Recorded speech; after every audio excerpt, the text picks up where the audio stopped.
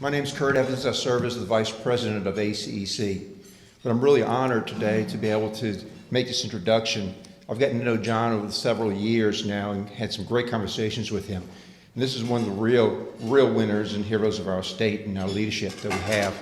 And I've always enjoyed talking to John. He brings some really insightful messages, and just the way he delivers the messages is very entertaining. But I would like to say about John is that he was elected without opposition in his fourth term as a state treasurer in September 2011, and overwhelmingly won his fifth term in the primary election of October 2015. As the treasurer, he oversees the state's $7.2 billion investment portfolio. He also oversees the local state bond issues and returns millions of dollars in unclaimed property each year. Prior to his position as treasurer, he served as the secretary of the Department of Revenue and special counsel to Governor Romer. He was also an attorney and a partner at the law firm of Chaff McCall. Mr. Kennedy graduated magna cum laude in political science, philosophy, and economics from Vanderbilt and received his law degree from the University of Virginia. He also received the BCL degree from Oxford University in England. Mr. Kennedy is also, it's not on this list, but is very instrumental in our new infrastructure bank.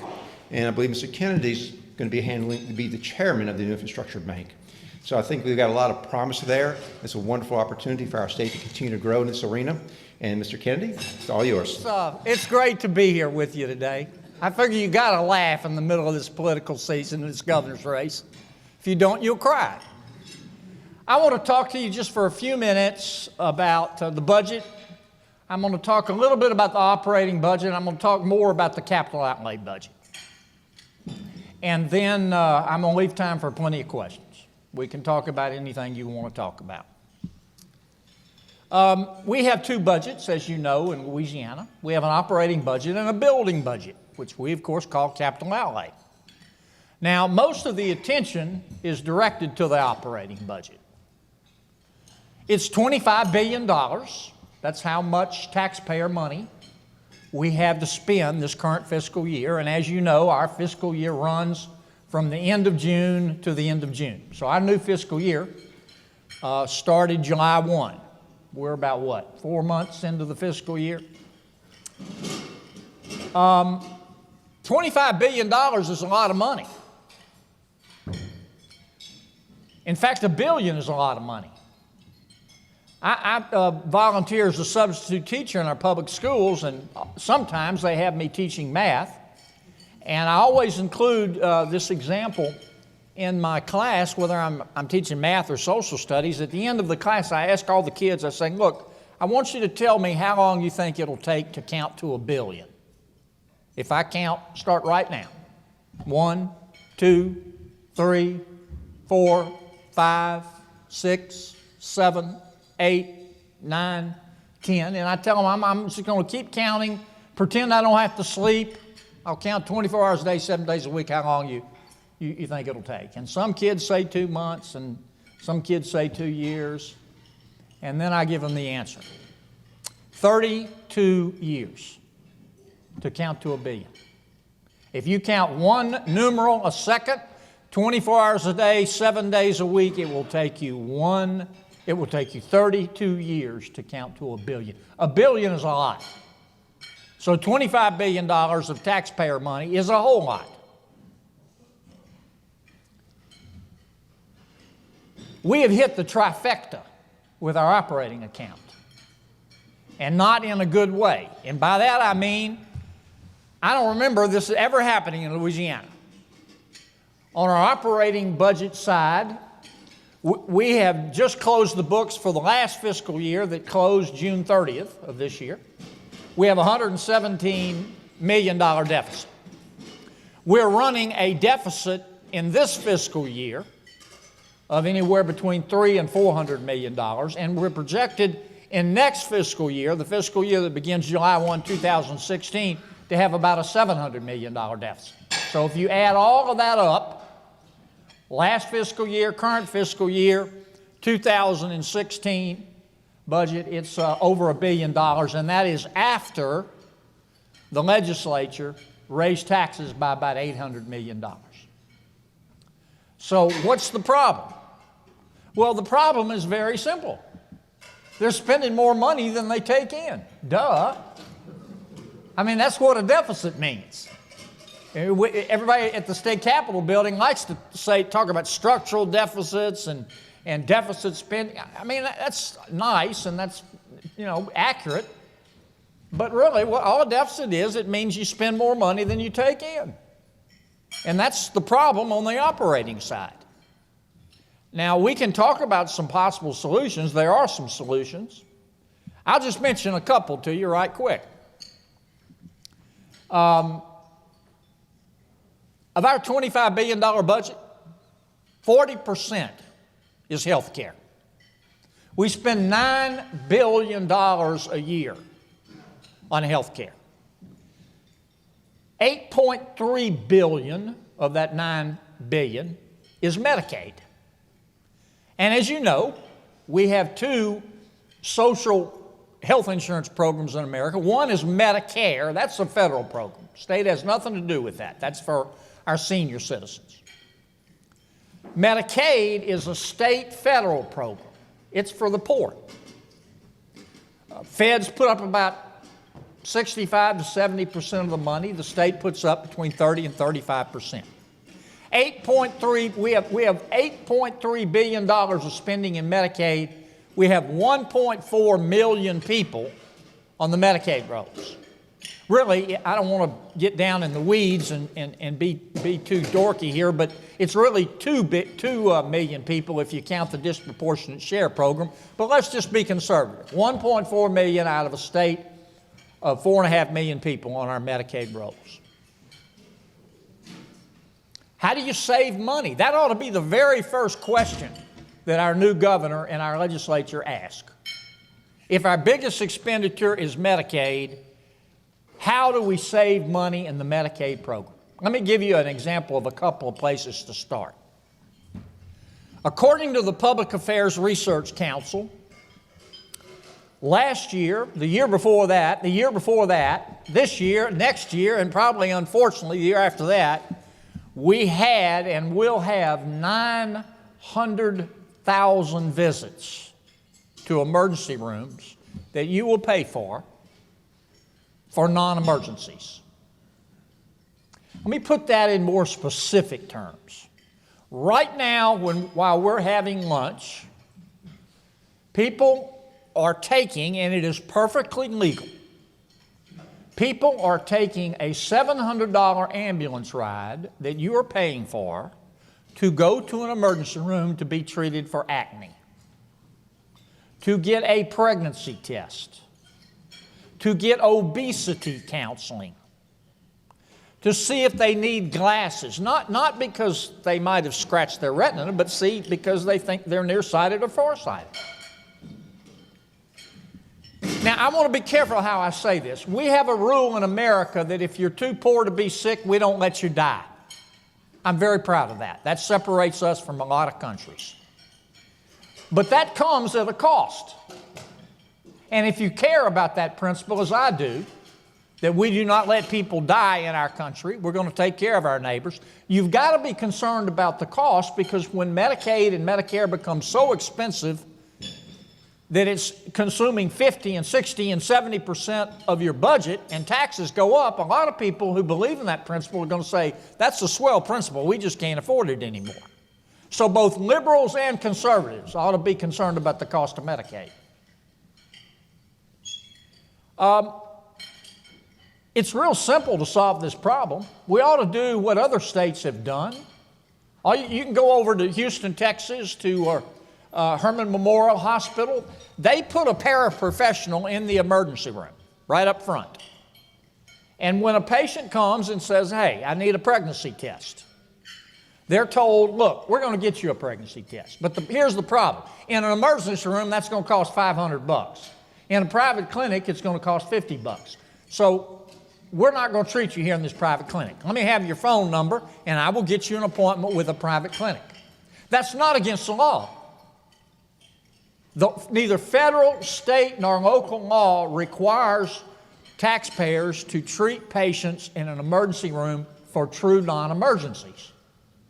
But yet we continue and persist doing it. If we could reduce that 900,000 visit figure just by 10%, hopefully by 20%, we would save hundreds of millions of dollars.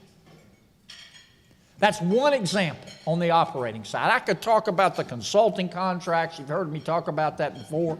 I could talk about the fact that 22% of all of our managers in state government manage one employee. How would you like to try to staff your business that way? You wouldn't be in business very long. I could talk about the fact that 3% of our Medicaid patients, 3% of our 1.4 million Medicaid patients spend 43% of the money. If you ask the Department of Health and Hospital who they are, don't you think we ought to find out who these folks are and maybe try to figure out what the problem is? You get a blank stare. I guess the point I'm trying to make is that the new governor, whoever it is, and the new legislature, most of whom have been selected, are going to be faced with a fundamental question right off the bat. How do we solve this deficit? My advice to them would be stop spending more money than you take in. And you can do that one or two ways. You can get control of your costs, or you can raise taxes. We haven't tried getting control of our costs.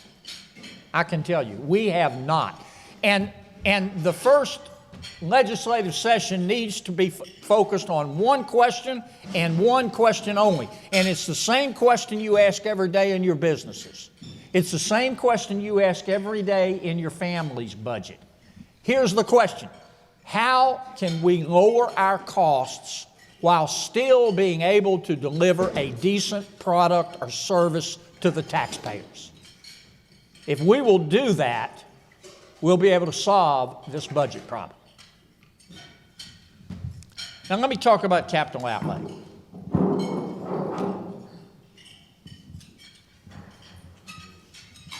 We have a $5.4 billion capital outlay budget. $5.4 billion. So how come our roads suck? How come our bridges suck? How come our infrastructure is basically an axle-breaking insult to the 21st century? How can you grow a beard while trying to get over the Mississippi River Bridge at 5 o'clock? How come? Well, there are a couple of reasons for that. Now, some are going to tell you we don't have enough money. You're not going to sell the people of Louisiana on the idea that we don't have enough money until you convince them that we're spending the money that we have right now properly and sufficiently on our priorities in terms of building. And everybody at the state capitol building, you go ask them, what's our biggest priority in terms of capital outlay? Oh, it's roads. It's roads, man. It's roads. And of course, bridges are a subset of that, but it's roads. Well, then ask them, well, then how come we spend less than a third of our building budget on roads? How come? Ask them, how come Governor Jindal, let me read you some of the projects he's funded. And I'm not picking on my friend Mark Moses here. Mark's my friend, but he follows orders, okay? How come we spent $1,040,000 on the Grand Opera House of the South? How come we spent $5 million on splash pools at City Park? How come we built a fence around a private subdivision in New Orleans East called the Kingwood Subdivision? What if every private subdivision in Louisiana wanted a fence? I'm looking at other stuff here. Here's the town of Heflin gym conversion to a community center. Here's a new museum for the Multicultural Tourism Commission. Here's a good one. I've talked about this one for a while. Junior League in New Orleans. I love them. Believe me, it's a great organization. We spent $400,000 renovating their headquarters for them. But I checked, they got a multi-million-dollar budget, and they've got a $3 million endowment. I'm not against the Junior League. I know a lot about the Junior League. I've heard from every single one of them. But folks, how is that a priority in Louisiana state government? I'll read you just a couple of more, because I think some of you know what I'm talking about, but some of you don't. Here's $1.8 million for the Red River Film Society. Here's $400,000 for the Cotton Museum. Here's $2.8 million for a welcome center. Here's $200,000 for a sports complex. Here's $70,000 for a walking trail. Here's another $1.2 million for a visitor center. Here's $150,000 for a shrimp festival. Here's $220,000 for a farmer's market. Here's $50,000 for the Rays of Sunshine Project Elevate. I have no idea what that is. Now, you know, you can't have it both ways. And I'm not saying a single one of these projects is a bad project. I'm not saying that. I am saying they're not roads, and they're not bridges, and they're not airports, and they're not ports. So don't tell me you don't have the money if you're not willing to set priorities. And that's where you've got to start. Now here's the second problem that we've got to fix in our capital outlay program. It's become totally politicized. Totally politicized. The legislature doesn't pick which projects get funded. The legislature passes a capital outlay that lists the projects, but it's meaningless. It is meaningless, and you know that. You know who gets to pick the projects? The governor. Because the governor, we fund our projects with a cash line of credit. And the bond commission can't approve a line of credit unless the governor sends it over to us. So right off the bat, he controls what gets built. And then once it gets to the bond commission, the governor controls the votes on the bond commission. I'm the chairman of the bond commission. Let me tell you, this division of administration for all 7 years has held either a conference call or a phone call to all the other members of the bond commission telling them how to vote. Now, they don't call me because they know it's not going to do any good. But I get there, and they've already had the pork sliced. And you want to know how you get in the capital outlay bill? And I'm not blaming this all on Bobby. I've served with a number of governors. But I will tell you, Bobby's taken it to a new height. Okay, he has really turned this into a science. It's real simple. All you got to do is vote how the governor tells you on a tough bill. Governor has a legislative package. He wants to get it passed. You want capital outlay, you vote his way. And that's how you end up with all this crap. And if you're happy with crappy, we can keep doing it this way. But if you want to change things and convince the people of Louisiana that we're serious about spending their taxpayer money, and we're serious about building some roads in this state, and we're serious about doing something about that Mississippi River Bridge, if you're going to convince them of that, you've got to do it. You know, in life, it's not what you say that counts. It's what you do. In politics, it's not what you say your priorities are. It's where you spend the money. And we can get the confidence of the people of Louisiana in terms of the needed infrastructure in this state, but you're going to have to start by cleaning up the political mess that we've got right now. And that's the bottom line, folks. That's the bottom line. And I know it can be done. You know why? Because I see businesses and I see families do it every single day. Look, despite our problems, and some of you have heard me say this before, but I keep repeating it because it's true. Sometimes you got to put your problems aside and look at things from the bigger perspective. There's a passage in Ezekiel where God says, I will plant you on fertile ground and you will know that I am the Lord. And every time I read that passage, I think of Louisiana, because God's blessed this state despite our problems, and having blessed us once, I think God blessed us a second time. You know, think about it. We're located, look at our location. We're at the top of the Gulf South, at the top of the Gulf Coast, middle of the Gulf South. We straddle one of the mightiest rivers in the entire world out here. We've got more oil and gas than most nations do.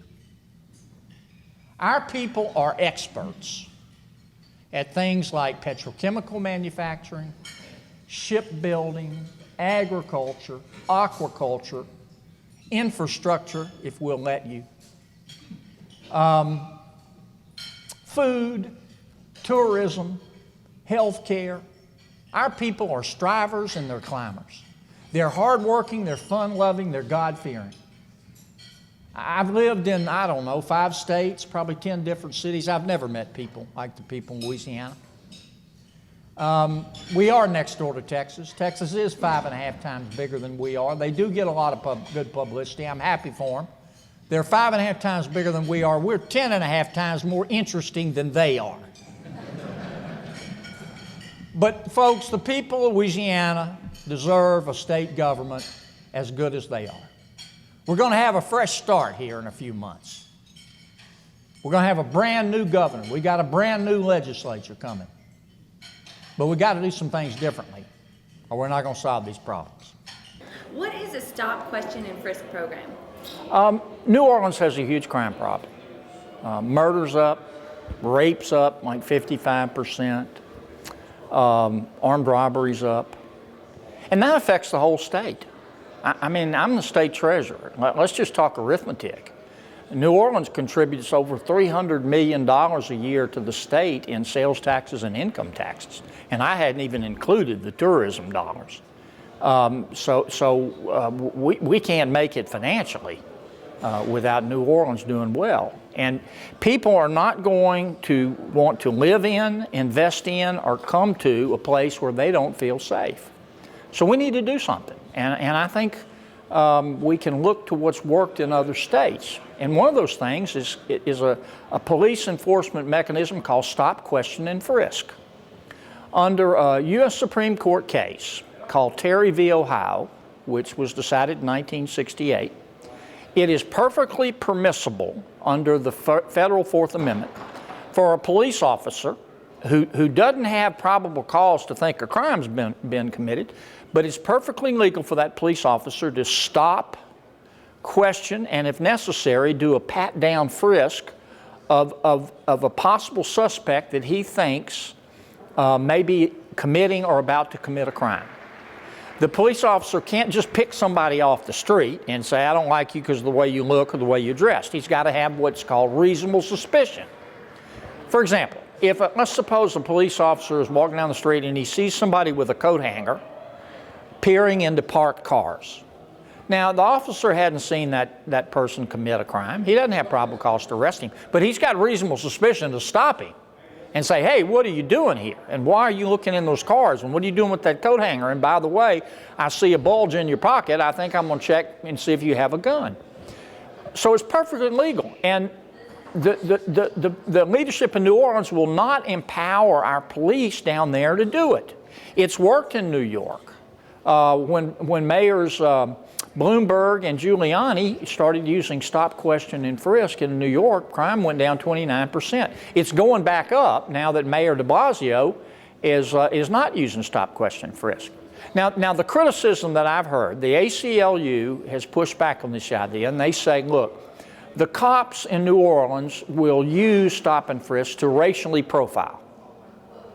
And I don't believe that. Look, the police department in New Orleans, NOPD, is majority black. It's majority African American.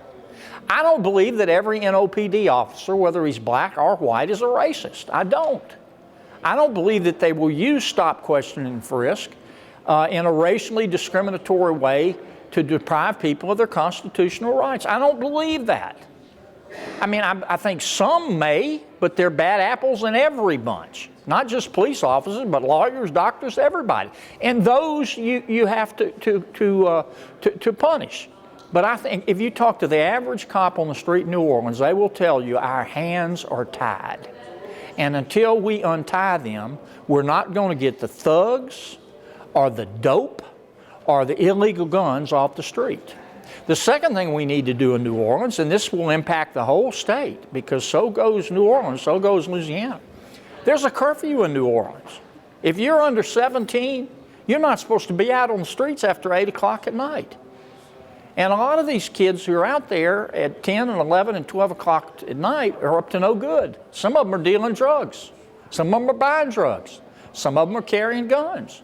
We need to enforce the curfew. They're not even doing it.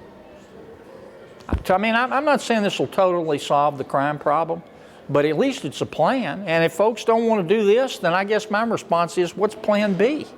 What is their plan B to get control of the problem in New Orleans?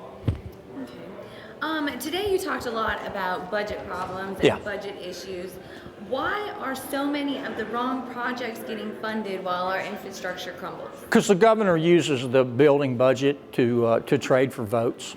And how can the public affect that? Like, how can they make a difference? A lot of people say that look, they can't. I know, I hear people all the time say, you know, I'm too smart to get mixed up in politics. So And how can we fix that? my response is, I understand, but if you're too smart to get mixed up in politics, you're destined to be governed by people dumber than you. Look, call your legislator, write him, email him. If he doesn't call you back, then call him again. Make it a game. Call him once a week, okay, till he calls you back. And people say, oh, it won't do any good. I want to take you back to 2008. Legislature first act. They went in and passed themselves a big pay raise. They didn't get that pay raise. And it's not because of the governor. It's not because of any politician. It's because the people of the state said not no, but hell no. And they started emailing. They started calling. They started coming to the Capitol. And you had legislators hiding under the desk. Before it was over with, they were begging the governor to veto that. So, I mean, it works. You know, the quickest way that people lose power is thinking they don't have any.